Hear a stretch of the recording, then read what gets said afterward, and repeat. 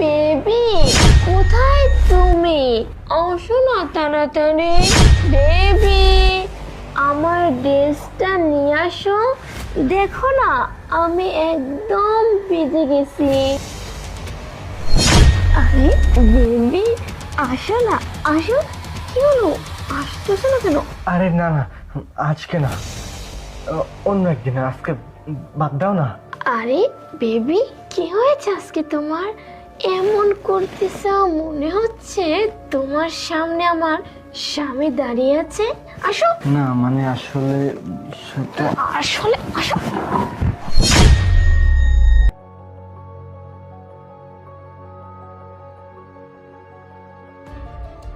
আরে নয়ন, তুমি কখন আসলে?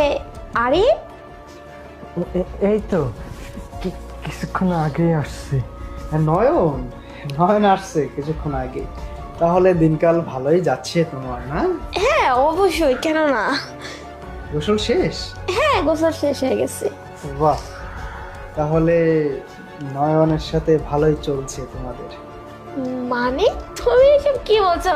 নয়নের সাথে তো এমনিতে আমার কথা হয়, তাই না নয়ন, বলো? জি জি জি হবে। হ্যাঁ, এমনিতেই কথা হয়, সবকিছু মিলিয়ে খুবই ভালো দিনকাল কাটছে। শুনবা, শোনো। আরে ভাবে, বাড়িতে পুরো দমে আপনি আর আমি আছি।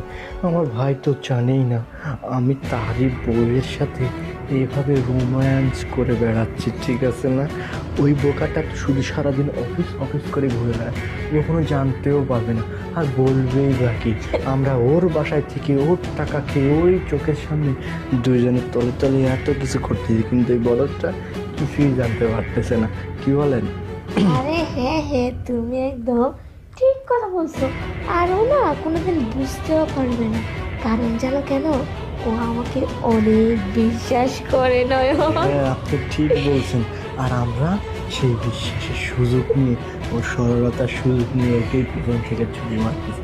কি করবো, কিছু তো করার নেই এইখানে। তো আপনি সময় দেন না, সেই সময়টুকু আমি আপনাকে দিচ্ছি, বুঝলেন নাই?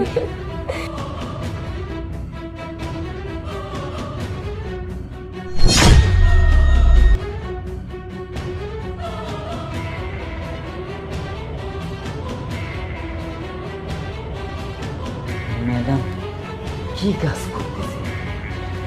স্যার বাসাতে নাই, আর ম্যাডাম অন্য ছেলের সাথে এরম কি কাজ করতেছে জঘন্য। আমি এখন কি করি? কাজ